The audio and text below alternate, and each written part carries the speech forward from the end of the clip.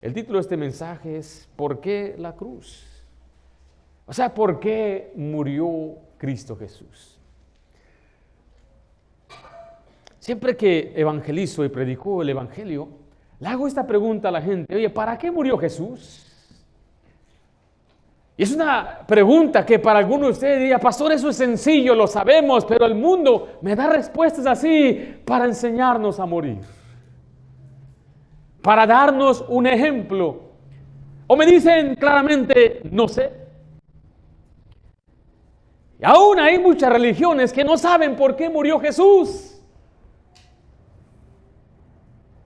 Pero debemos nosotros entender y proclamar que Cristo tuvo que morir en la cruz, porque en ella se encuentra, escuche, la única solución de Dios para el pecado. La cruz no fue accidente. A veces la gente lo presenta como: pobrecito Jesús, tuvo que morir. No, en la mente del Señor, antes de la fundación del mundo, la cruz ya existía. Y es a través de la cruz donde Cristo entonces pagó por los pecados de toda la humanidad. No es accidente. Una revista publicó una historia impresionante de un hombre llamado Marcel Sternberger. Y él se subía en un tren cada semana a Nueva York para ir a su trabajo y a su casa. Era muy preciso. Se subía al tren de su casa a las 9. Pero ese día quiso visitar a un amigo enfermo. Entonces se subió al tren a las 12. Esa hora era más ocupada y no podía encontrar un asiento. Finalmente se levanta un señor y él corre y se sienta. Y él ve al lado de suyo un hombre viendo un periódico, el diario. Aquel hombre estaba leyendo el periódico de un lenguaje que no era americano, no era inglés, sino que era de otro lugar, un idioma que Marcel entendía, húngaro. Le dijo: oye, ¿estás buscando trabajo? Porque estaba abierto en la sección de donde se promueve el trabajo. Le dijo: no, estoy buscando a mi esposa. Dijo: oye, qué extraño, buscando a tu esposa, ¿qué quieres decir con eso? Y le empezó a contar una tremenda historia. Cuando la guerra vino, los nazis llegaron a nuestros hogares, nos sacaron de nuestra casa. A mí me llevaron a trabajar a un campamento. Mi familia se quedó. Yo logré sobrevivir y escapar, y rápidamente fui a mi hogar y encontré mi casa destrozada. Mucha gente había sido llevada también a esos campamentos y millones de personas en esa guerra murieron. Pero dijeron, algunos americanos se llevaron a unos cuantos a Estados Unidos. Y yo dije: quizás mi esposa se la llevaron a Estados Unidos. Y me vine a Estados Unidos. Y yo dije: quizás mi esposa va a venir a Nueva York porque es lo que yo haría. Entonces vino a vivir a Brooklyn. Y él dijo: quizás mi esposa pondría un mensaje en el diario. Eso es lo que yo haría. Entonces todos los días yo busco el nombre de mi esposa en el periódico de nuestro lenguaje. El hombre no pudo creer lo que le estaba diciendo. Se le abrió la boca y le dijo: ¿cómo se llama tu esposa? Mayra. ¿Cómo te llamas tú? Verbo. Él saca un papel de su cartera con el nombre de Mayra. Hace 3 días yo estuve en una reunión con paisanos nuestros y esta mujer nos contó esa historia que tú me estás diciendo. Esa precisa historia, y yo me conmoví por la pérdida de su esposo, que la invitamos a nuestra casa para consolarla. ¿Podrá ser que tú seas el esposo de ella? Inmediatamente se bajan del tren, buscan el primer teléfono, marca el teléfono, contesta Mayra, le dice: ¿cómo se llama tu esposo? Hermo. Bueno, mi amor, eres tú. ¿Cómo puede ser? Decía el periódico, decía la revista, una casualidad. Que ese hombre de todos los días decidió visitar a su amigo por casualidad. Cuando llegó al tren a las 12, que él nunca subía, de casualidad se sentó al lado un hombre que hablaba su lenguaje. Y él no le hubiera hablado, pero como tenían el periódico del mismo lenguaje, eso le motivó a preguntarle puras casualidades. ¿Fue casualidad? Le cuento todo esto porque la cruz, escuche, no fue casualidad. No fue casualidad que Jesucristo nació en un establo. No fue casualidad que Cristo escogió a Judas, quien lo iba a traicionar. No fue casualidad que aquel hombre Herodes quería también ver de Jesús y ellos andaban tras de él y él andaba aquí en la tierra y los romanos lo crucificaron. No fue casualidad que los fariseos lo aborrecían. Todo estaba bien planeado por Dios. Y no fue casualidad que alguien le habló a usted de Cristo. La cruz, donde Cristo murió para solucionar el problema del hombre, para pagar por nuestros pecados. En la cruz encontramos justicia y amor, encontramos una obra gloriosa. Note el pasaje, 1 Pedro 3:18 nos muestra que Cristo padeció una sola vez por los pecados. ¿Están conmigo ahí? Porque también Cristo padeció una sola vez. ¿Por qué dice ahí? Por los pecados, el justo por los injustos, para llevarnos a Dios, siendo a la verdad muerto en la carne, pero vivificado en espíritu. Este versículo muestra la esencia del evangelio. Aquí sí vemos lo que es la sustitución. Cristo murió por nuestros pecados. ¿Está comprendido esa verdad? ¿Es usted salvo? Y quiero que hoy en esta mañana veamos este solo versículo. Vamos a analizarlo y ver el propósito glorioso de la cruz. Porque mucha gente carga la cruz como un símbolo de recordatorio, algo bonito. Pero es más que eso. La cruz representa la muerte de Jesús. La Biblia dice que hay enemigos de la cruz. A propósito, es una cruz, son dos estacas cruzadas, por eso se llama cruz. Viene la palabra de la letra griega tauros, que es la letra T, que está cruzado, ¿correcto?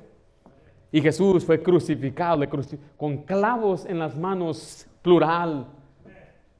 Jesucristo murió sobre una cruz hecho de madera. Al madero le llama la Biblia estaca porque la estaca es madera. Él murió en el árbol porque fue hecho de un árbol.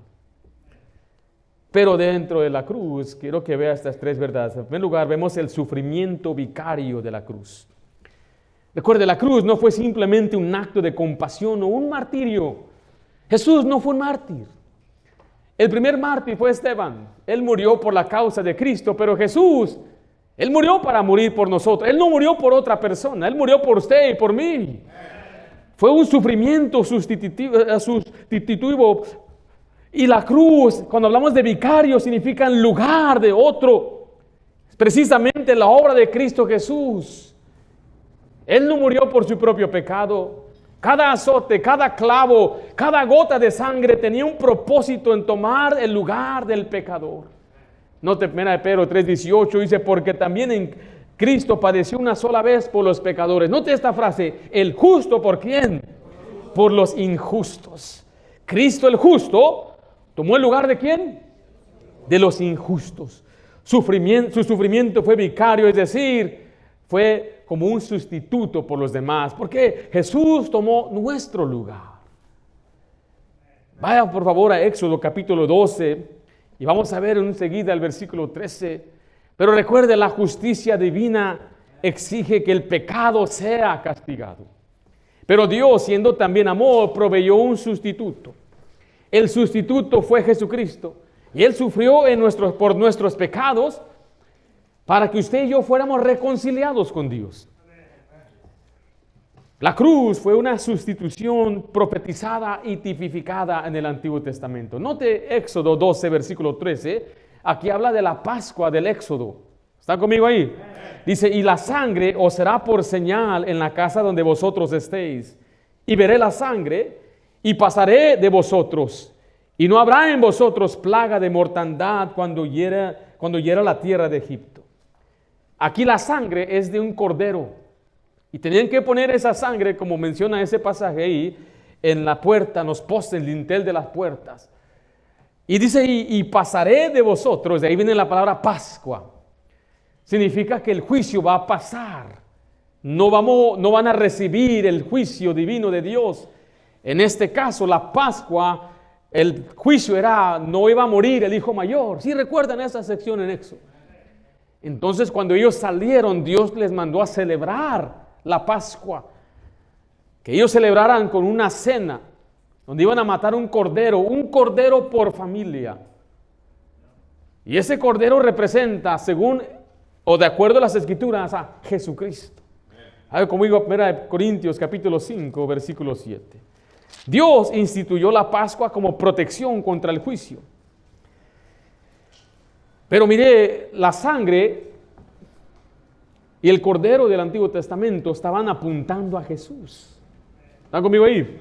1 Corintios 5, 7 dice, limpiaos pues de la vieja levadura, para que seáis nueva masa, sin levadura como sois, porque nuestra Pascua, ¿que es quién? Es Cristo. Escuche, ya fue sacrificada por nosotros. ¿Quién es la Pascua en la Biblia? Jesús es el Cordero de Dios que quita el pecado del mundo. He aquí el Cordero de Dios, dijo Juan el Bautista. Y este Cordero de Dios no cubre el pecado, Él limpia, Él quita el pecado. Escribe Juan el Apóstol en Apocalipsis que Dios, Jesucristo, es quien nos limpia de todos nuestros pecados con su sangre. Pedro lo dijo de esta manera en 1 de Pedro capítulo 1.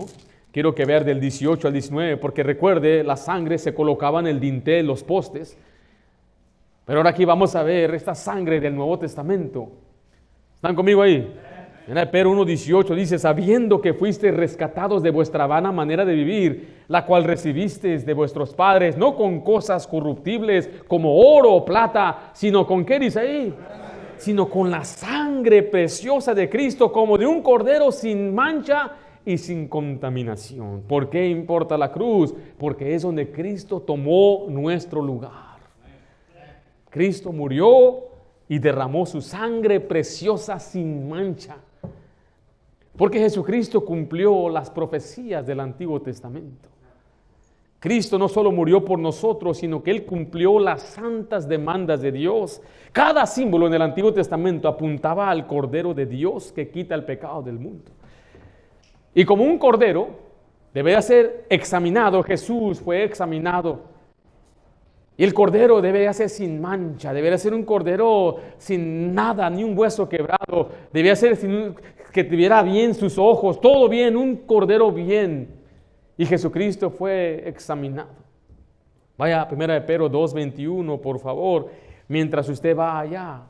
Le voy a leer unas declaraciones de la gente que conocía a Jesús. En 3 ocasiones, por ejemplo, Pilato dijo que Jesús era inocente. Pilato dijo en Juan 19:4 dice que no halló ningún delito en él. Después dijo él en Juan 18:38, yo no hallo en él ningún delito. Después dijo en Juan 19:6, cuando lo querían crucificar, al final dijo, tomadle vosotros y crucificadle, porque yo no hallo delito en él. Judas, el que lo traicionó, dijo, yo he pecado entregando sangre inocente. Herodes dijo, nada digno de muerte ha hecho este hombre. La esposa de Pilato le advirtió diciéndole, no tengas nada que ver con ese justo. El ladrón en la cruz dijo, ningún mal hizo. Y el centurión romano que estaba ahí en la punta de la cruz dijo, verdaderamente este hombre era justo. Aunque Jesús padeció como malhechor, él nunca pecó. Mira, Pedro 2:21 dice así la Biblia, pues para esto fuisteis llamados, porque también Cristo padeció por nosotros, dejándonos ejemplo para que sigáis sus pisadas. El cual, ¿qué dice ahí? No hizo pecado, ni se halló engaño en su boca, quien cuando le maldecían no respondía con maldición. Cuando padecía, no amenazaba, sino encomendaba la causa al que juzga justamente, quien llevó él mismo, ¿qué cosa? Nuestros pecados en su cuerpo sobre él. ¿Qué es el madero? Es la cruz. ¿Dónde pagó Jesús por nuestros pecados? En la cruz. Y a propósito, le digo esto, no fue en un infierno. Él lo pagó en la cruz, en su cuerpo. Por su llaga fuimos todos sanados. En su cuerpo. Sufrió. Jesús padeció. ¿Sí ve la palabra padeció? Sufrir. Hace años salió una imagen chistosa, un meme. ¿Sí conocen los memes? De una película que Mel Gibson hizo hace muchos años. La Pasión de Cristo. Y está sentado Mel Gibson, que es el director, explicándole al actor vestido como Jesús. Pero ya está todo destrozado, ya es cuando lo abofetearon y todo. Y están platicando de una escena. Pero se ve como que está bien sangrado. Que fue azotado, ensangrentado, todo horrible se ve el actor. Bien, buen trabajo que hicieron. Y les dice arriba, yo contándole a Jesús mis problemas. A veces muchos de nosotros nos quejamos de lo que estamos enfrentando y pensamos que estamos sufriendo tanto. Recuerde, Jesús padeció en la cruz. Él sufrió en la cruz. No solamente lo físico, fue la vergüenza, lo desnudaron. Dice la Biblia que no solo eso, sino que fue abandonado por el Padre. Y todo el pecado de la humanidad fue cargada sobre Jesús, fue hecho maldición por nosotros. El sufrimiento fue espiritual, fue físico, fue emocional. Jesús sufrió la cruz. Cuando usted lee Hebreos 12, 1 y 2, dos veces menciona, sufrió la cruz. En Levítico 16, si me acompaña ya, quiero que vea que Jesús murió en el día de la expiación. Si nuestro calendario es así, de esta manera, que el domingo que viene estamos celebrando la resurrección de Jesús, significa que Jesús tuvo que haber estado en la tumba 3 días y 3 noches. ¿Cuándo murió Jesús? Déjele digo, no fue un viernes, mi querido hermano, el Viernes Santo no es bíblico. Porque ¿cuántos días tuvo Jesús en la cruz? En la tumba. 3 días y 3 noches. Y algunos dicen es que el tercer día es el número, viernes primero, segundo. No, dice después de 3 días. Jesús claramente dijo después de 3 días. No solamente al tercer día, pero después de 3 días. No voy a ir más a fondo a eso, pero he enseñado el día que Jesús murió, el día de la expiación, era un miércoles. Y Él resucitó un domingo. Eso no cambia si usted es salvo o no, así que no se preocupe. Pero lo estoy explicando la línea del tiempo en cuando Jesús murió fue en el día de la expiación, el día más importante, cuando los sacerdotes estaban sacrificando un cordero. En ese mismo momento en el monte Moría, Cristo estaba muriendo por los pecados. Pero quiero que vea la imagen en Levítico capítulo 16. ¿Están conmigo ahí? Dice el 21. Y pondrá Aarón sus manos sobre la cabeza del macho cabrillo vivo, y confesará sobre él todas las iniquidades de los hijos de Israel, todas sus rebeliones y todos sus pecados, poniéndolos así sobre la cabeza del macho cabrillo, y lo enviará al desierto por mano de un hombre destinado para esto. Y el macho cabrillo llevará sobre sí, ¿qué cosa dice ahí? Todas las iniquidades de ellos a tierra inhabitada, y dejará ir al macho cabrillo por el desierto. Vaya ahora Hebreos 13, por favor. Quiero que vea este rito, 2 machos cabrillos. Uno era sacrificado como ofrenda por el pecado, el otro le llamamos el chivo expiatorio. Este no era matado, sino cargado con los pecados del pueblo y era expulsado al desierto. Esa es la imagen, uno muere y el otro sale libre. Hebreos 13:12, ¿están conmigo ahí? Por lo cual también Jesús, para santificar al pueblo mediante su propia sangre, padeció, ¿dónde dice ahí? Fuera de la puerta, porque eso es lo que hacían con el cordero que saliera al desierto. Este ritual apuntaba proféticamente a la obra redentora de Cristo, que cumple ambos aspectos. Cristo fue hecho pecado por nosotros, Él nunca pecó, pero Cristo también llevó fuera del campamento. Y una imagen más vívida es la de Barrabás. ¿Se acuerdan Barrabás? Pilato sabía que Jesús era inocente.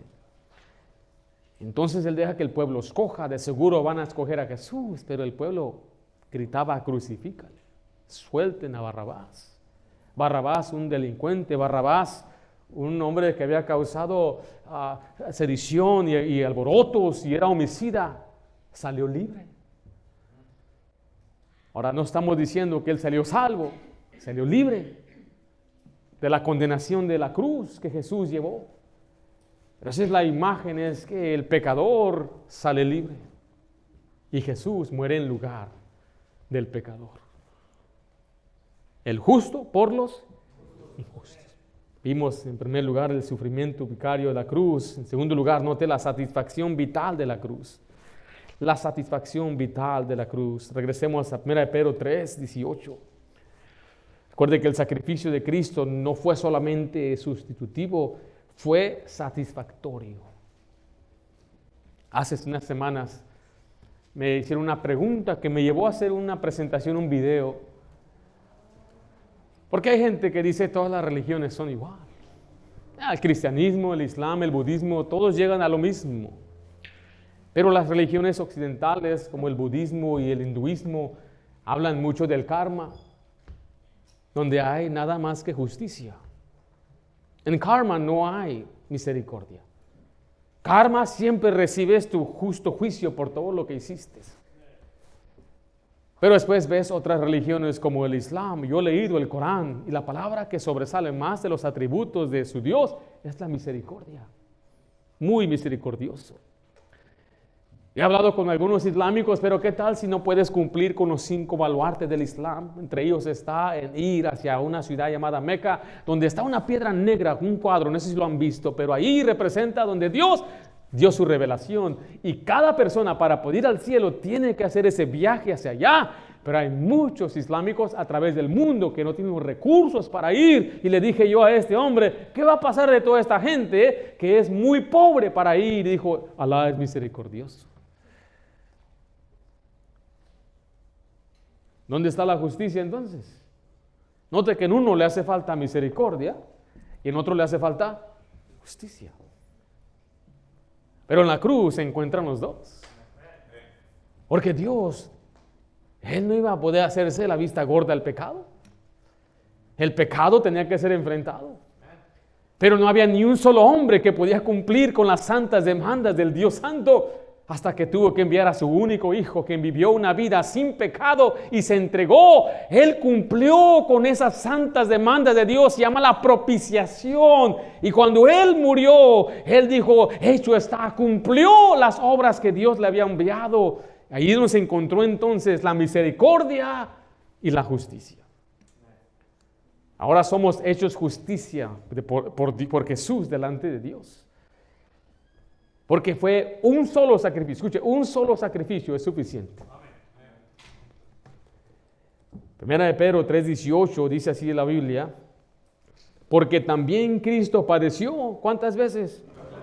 Una sola vez. Pedro aquí dice de Cristo que padeció una sola vez. Esta expresión no implica que fue un evento aislado en el tiempo, sino que fue un acto completo. Es lo que está diciendo este pasaje. Un acto completo, perfecto y final. No necesitamos que se repita otra vez. ¿Cuántas veces murió Jesús? Una sola vez por todas. Significa que cuando usted cree en Jesucristo es una sola vez por todas. Un solo sacrificio. Por eso ahí está la seguridad del creyente. Cuando usted recibe a Cristo, usted está en una posición de ser librado, justificado, ha sido salvo. Usted ha recibido la salvación una vez para siempre.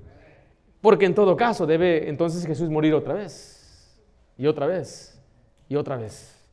Note lo que dice Hebreos 10, era una sola ofrenda necesaria. Pedro nos dice aquí en este pasaje que acabamos de leer, padeció una sola vez, recuerde. Pero note esta única ofrenda, no hay más ofrendas, no hay otra forma, no hay misas, no hay pagos, no hay esfuerzo físico que usted puede hacer. La ofrenda perfecta es la de Jesús. Hebreos 10:2, ¿están conmigo? Pero Cristo, habiendo ofrecido, ¿cuántas veces? Una vez para siempre, un solo sacrificio por los pecados, se ha sentado a la diestra de Dios. De ahí en adelante, esperando hasta que sus enemigos sean puestos por estrado de sus pies, porque con una sola ofrenda hizo, ¿qué cosa? Hizo perfectos, ¿para cuándo? Para siempre a los santificados. ¿Qué es un santificado? ¿Hay un santo aquí? ¿Dónde son ustedes un santo? Yo soy santo. Pero no el santo como lo pintan a veces la religión. El santificado es una persona que ha sido limpiada de sus pecados. Y recuerde, el pasaje dice que es con una sola ofrenda que nos hace perfectos, sin mancha, y para siempre somos ahora santificados. La palabra que la Biblia usa más para describir a los creyentes no es cristiano. Cristiano aparece 3 veces. Y ni una de esas veces es dada por Jesús ni por Dios. Son por los detractores.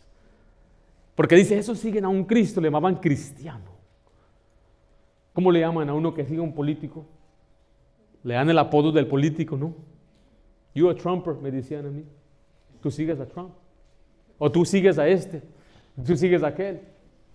Por eso decían, estos siguen a un Cristo. Son cristianos. Pero la palabra que más la Biblia usa para describir a un creyente es la palabra santo. A los santos que están en Filipos, a los santos que están, a los santificados en Cristo en Corintio. Por eso cuando usted se vea, no se vea, yo soy un triste pecador. No, se diga, yo soy un santo en Cristo Jesús. Quizás eso le va a ayudar a vivir en santidad. Que usted ya no se crea, yo soy la escoria de este mundo. No, hermano, era la escoria. Ahora en Cristo somos santos. Hemos sido santificados, hemos sido purificados por la sangre de Cristo Jesús. Vaya conmigo a Juan 19:30, por favor. Recuerde que este sacrificio no es continuo. Lo que Él hizo fue una sola ofrenda, completa, eficaz. Y a propósito, eso ahora anula cualquier otro sacrificio que haga el mundo. Aún si hay sacrificios en un templo, se rasgó el velo diciendo, ya se abrió el lugar santísimo, ya no hay necesidad de sacrificios. Jesús es el sacrificio perfecto. Juan 19:30, Jesús no dejó nada pendiente, lo pagó todo y lo pagó bien. Dice Juan, sí, cuando Jesús hubo tomado el vinagre, dijo, ¿qué dijo? Consumado es. Y habiendo inclinado la cabeza, entregó el Espíritu. Esta palabra consumado es, significa pagado en su totalidad. Jesús no dejó el enganche. Él lo dejó, lo pagó todo. Todo lo pagó. Muchos se emocionan cuando sacan su auto. No, hombre, ya tengo un auto y está pagando los pagos mensuales. ¿Usted nada más pagó qué? Dejó un depósito nada más. ¿Es suyo el auto? No. ¿No le han dado el título, correcto? Y usted cada mes tiene que pagar. Cada mes tiene que ir a hacer los pagos. Y si no paga, ¿qué pasa? ¿Le ha pasado? Siente feo, ¿verdad? Que vengan a quitarle su carro. A mí me lo hicieron una vez. Pero no fue mi culpa, hermanos. ¿Qué dejé de voy a hacer una vez? Yo solamente no pude pagar. Dice, papá, sácale sangre a una piedra. Pues no pude. No pude yo. Yo todavía con tanta vergüenza no abrí la puerta. Le dije a mi esposa, ve tú. Porque le pidieron las llaves. No ocuparon las llaves para poner el carro en la grúa. Pero sí querían las llaves. Ya, veo por la ventana de mi baño y cómo se llevaron el carro. Era mi carro. La verdad es que si era, es que nunca fue mi carro. Le estoy diciendo esto porque la gente dice, yo perdí mi salvación. No, es que nunca la tuviste. Lo que Dios nos da, Él no pagó el enganche. Él lo pagó todo. O es todo tuyo, o no es. La Biblia compara la salvación a un regalo, el don de la gracia de Dios, el regalo de la vida eterna. Y dice la Biblia que es una promesa en la esperanza de la vida eterna, la cual Dios, que no miente, ¿qué hizo? Prometió. desde antes de la fundación del mundo. Es más, Juan dice, primera de Juan 2:25, y esta es la promesa que Él nos hizo, la vida eterna. Entonces Jesús pagó todo y lo pagó bien. La deuda quedó pagada para siempre. Note lo que dice Colosenses 2:14. Miren, la cultura romana, cuando una persona cumplía su condena, se le escribía pagado completamente, como una acta de delito. Y Cristo toma nuestra acta y Él la anuló en la cruz. Así dice Colosenses 2:14. ¿Están conmigo ahí? Anulando el acta de los decretos que había contra nosotros, que nos era contraria, quitándola de en medio. ¿Y qué hizo? Clavándola en la cruz. Oh, esa acta. Dije, tenía aquí la acta donde dice que soy culpable. Jesús tomó esa acta. ¿Dónde la puso? La clavó en la cruz. Eso se trata la cruz. En Romanos 8:1 dice la Biblia que no hay doble condenación. Hay una ley aquí en Estados Unidos que se llama double jeopardy, es la doble condenación. Si una persona sale libre de un delito, había un homicida, no sé si fue O.J. Simpson, ¿han escuchado de O.J. Simpson? Fue acusado de haber matado a su propia esposa. Pero él cuando fue a la corte, el mismo jurado dijo, él no es culpable. Pero hay mucha política, hay mucho ahí detrás. Todos piensan que él lo hizo. Pero ¿sabe que no se le puede acusar? Del mismo crimen. Él podría haber admitido y escribió un libro llamado Si yo lo hice, donde él da detalles de todo lo que sucedió esta noche. Detalles que la policía no pudo poner junto. Pero él lo hacía con una confianza, sabiendo que en este país no existe double jeopardy. Ahora, Dios es un Dios justo. Los jueces podrían ser corruptos, la policía puede ser corrupta, los abogados pueden ser corruptos, pero en el sistema de Dios, Dios es justo y de Dios nadie se burla.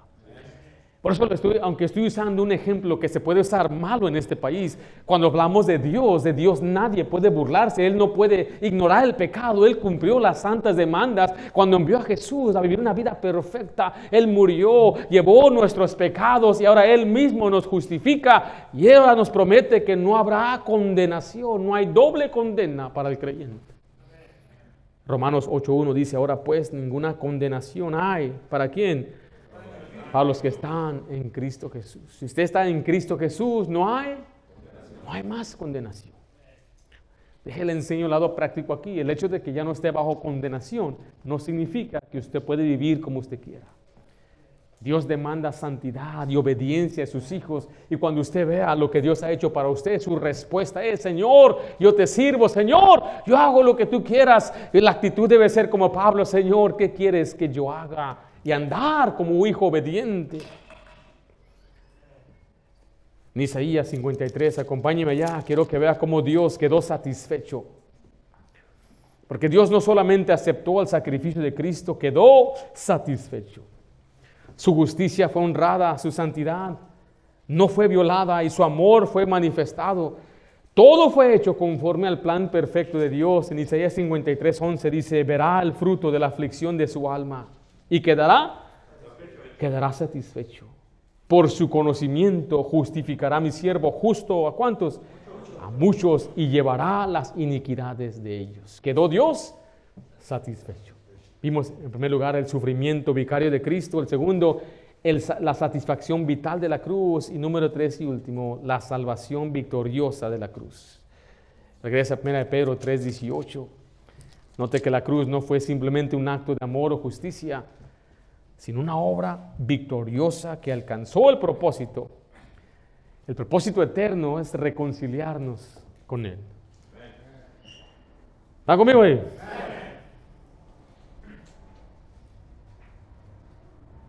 Dice así, porque también Cristo padeció una sola vez por los pecados, el justo por los injustos, para llevarnos ¿a quién? A Dios, siendo la verdad muerto en la carne, pero vivificado en espíritu. Note que Cristo nos reconcilió con Dios. En Romanos 5, Pablo lo describe de esta manera. La palabra reconciliación implica que había una enemistad. Hablé de eso un poco en la escuela dominical. Pero note conmigo Romanos 5, versículo 10. Que Cristo no solo perdonó el pecado, sino que removió la barrera que nos separaba de Dios, haciendo ahora la paz. Pero escuche, la paz vino a través de la cruz. Romanos 5:10 dice, porque si siendo enemigos, fuimos reconciliados con Dios por la muerte de su Hijo, mucho más estando reconciliados, seremos salvos por su vida. Nos reconcilió por medio de, ¿qué dice este pasaje? La muerte de su Hijo. Éramos enemigos. ¿Alguna vez usted tuvo un enemigo que ahora es su amigo? Su esposa no cuenta, hermanos.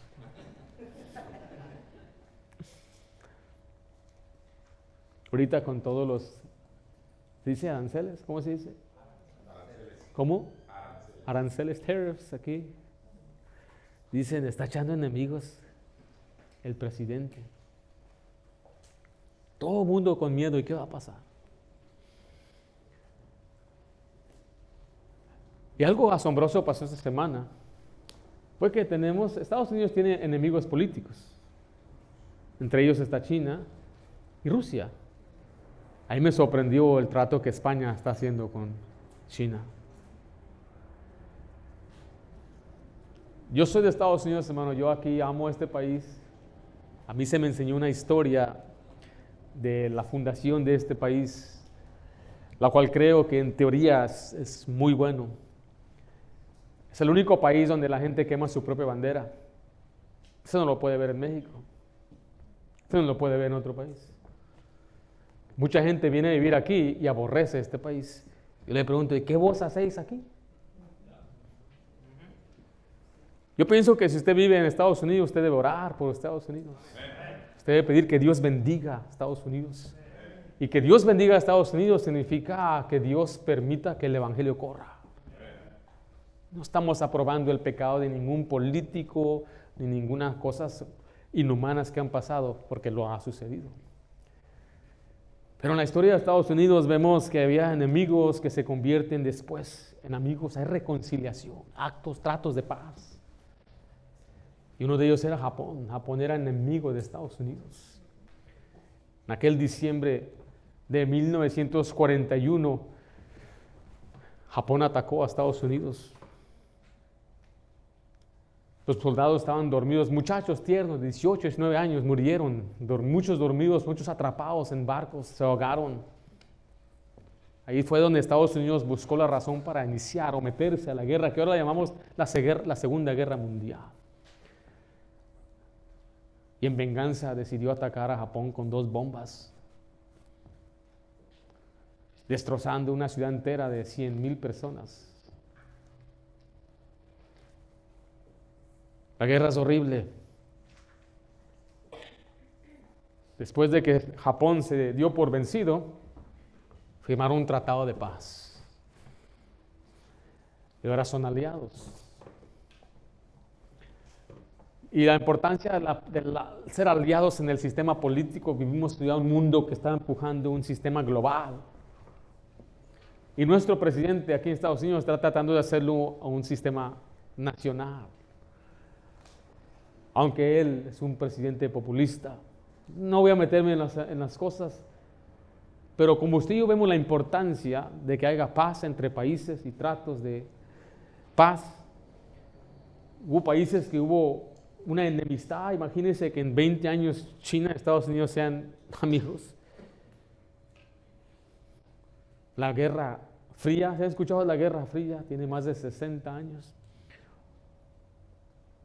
Pero hay una guerra, o más bien un enemigo que el hombre tiene, y este enemigo es Dios. Dios es nuestro enemigo.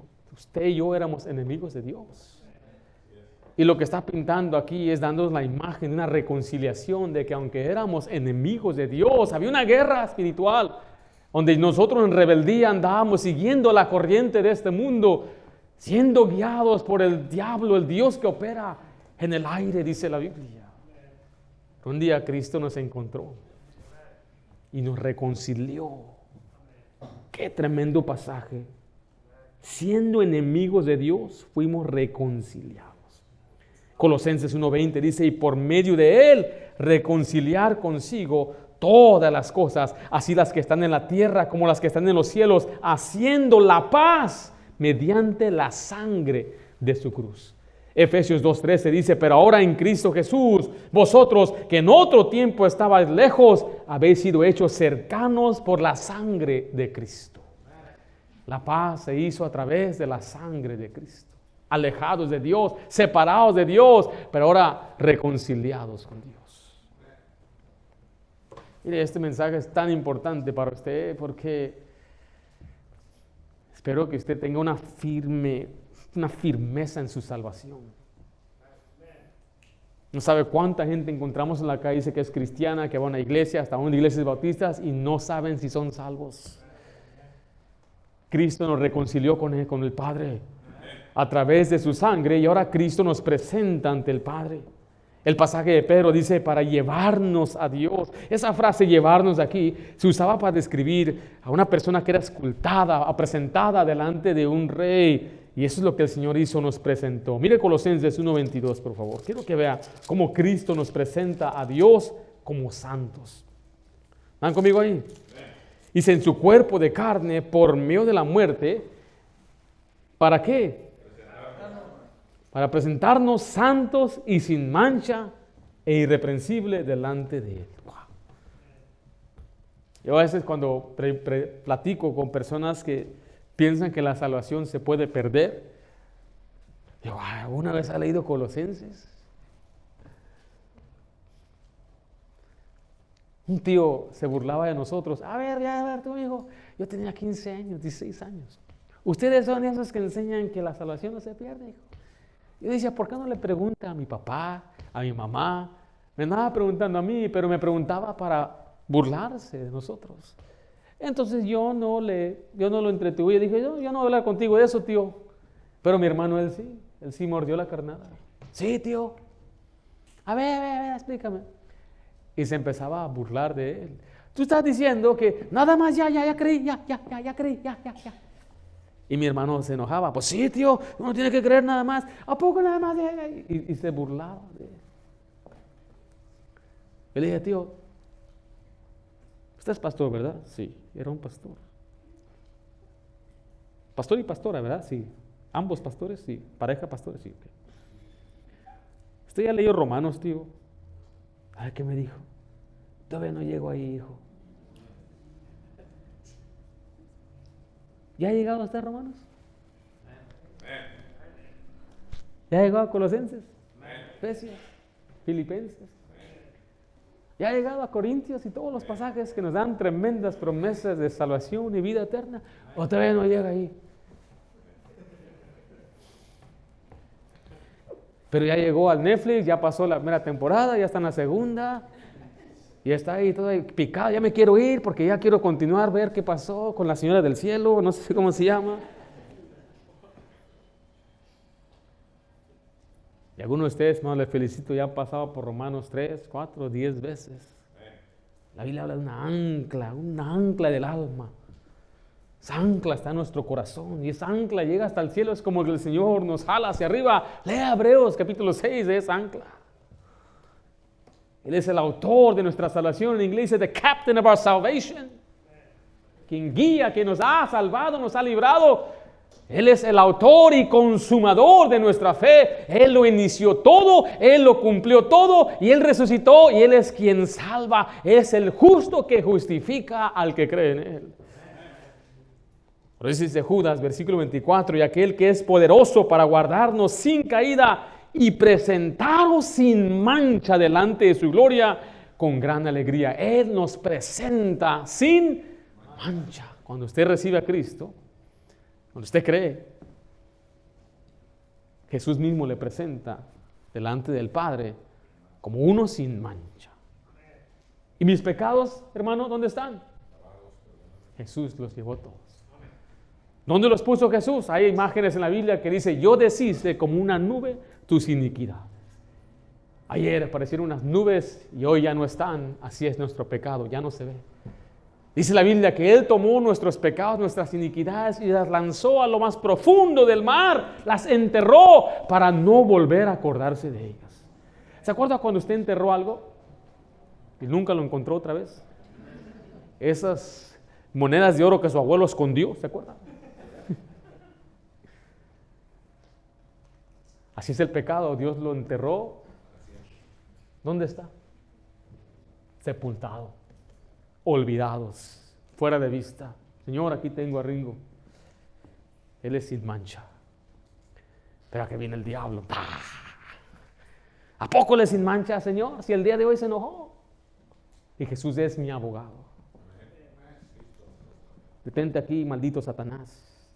¿No ves? ¿Dónde está su pecado? Dijo, pues ahí estaba.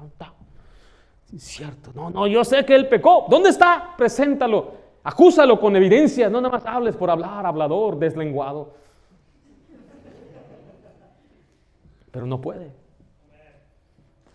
¿Quién acusará a los escogidos? Nadie.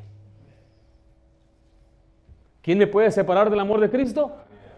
Ni la muerte, ni la vida, ni lo porvenir, ni ángeles, nadie ni nada me puede separar del amor que es en Cristo Jesús. Mire, por eso todos los días me levanto feliz. No, mis hermanos, el problema es muy malagradecidos que somos. Muy malagradecidos que somos. Con la salvación, todo lo demás es lujo. Puro lujo. Qué bonito sería andar en un carro carísimo, yo de cientos y todo, mire, pero ¿de qué sirve? Puro lujo, ¿no? Los lujos son lujos, pero tengo el carro. ¿Sí me estoy explicando? No. Tengo la salvación, es lo más que importa. Pastor, no tengo esto, no tengo aquello, no tengo casa, no tengo dónde vivir. Jesús tampoco tenía dónde recostar su cabeza. Pastor, toda la vida voy a trabajar. Sí me dijo un muchacho llorando. Esta es mi vida ya. ¿Querías norte? Le dije, no. Toda tu vida vas a trabajar hasta que ya seas un viejito y no puedas trabajar. Y alguien va a tener que cargarte y llevarte. Pero esa es la vida del hombre. Va a trabajar y va a vivir con el sudor. Por eso yo sudo cuando predico para que vea que también trabajo sudando. Pero esa es la vida.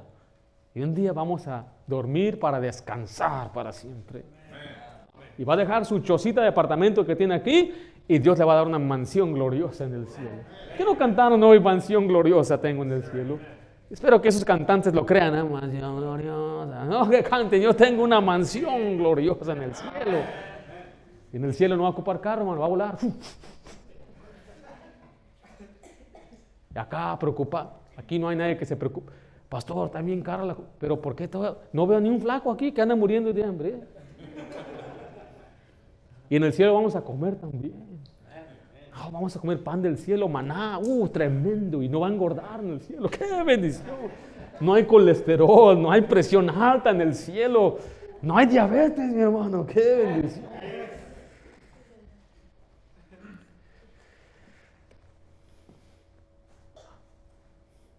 Jesús murió por usted. De eso se trata la cruz. Por eso cada día, hermanos, gócese, regocíjese que Cristo pagó por sus pecados en la cruz. ¿Qué le aprovecha al hombre? ¿Ganarse el mundo? Perder su alma. ¿Qué le aprovecha al hombre aquí en este mundo? Ganar dinero, vivir bien, irse a la eternidad de la condenación. Cambie su perspectiva en este día. Jesús murió para solucionar nuestro problema más grande, que es el pecado. Padre Santo, damos gracias por lo bueno que eres. Agradecidos estamos, Señor, porque tú diste tu vida. No merecemos, Señor, nosotros estar ni siquiera en tu presencia, porque eres un Dios santo, un Dios perfecto, un Dios, Padre, que no puede ni mirar la iniquidad, que abomina el pecado. Un Dios, Señor, que merece lo mejor. Pero estábamos lejos, alejados de ti, de tus promesas. Pero a través de Jesús fuimos hechos cercas. Ahora nos reconciliaste a través de Cristo y ahora Cristo nos presenta sin mancha delante de ti. Oh Señor, qué gozo y qué alegría inefable. Te pedimos, Padre, que nos ayudes a tener esta perspectiva eterna, mirar las cosas de arriba y mantener nuestro afecto en las cosas eternas, porque las cosas que se ven son temporales, las que no se ven son eternas. Gracias, Padre, porque nos has dado el entendimiento. Comprendemos por qué murió Jesús y nos gozamos, Señor, de que nuestro pecado ha sido llevado en la cruz. Te pedimos, Padre, que nos ayudes a vivir una vida digna de ti, ya que tú lo has hecho todo por nosotros. Te lo pedimos en el nombre de Cristo Jesús. Amén.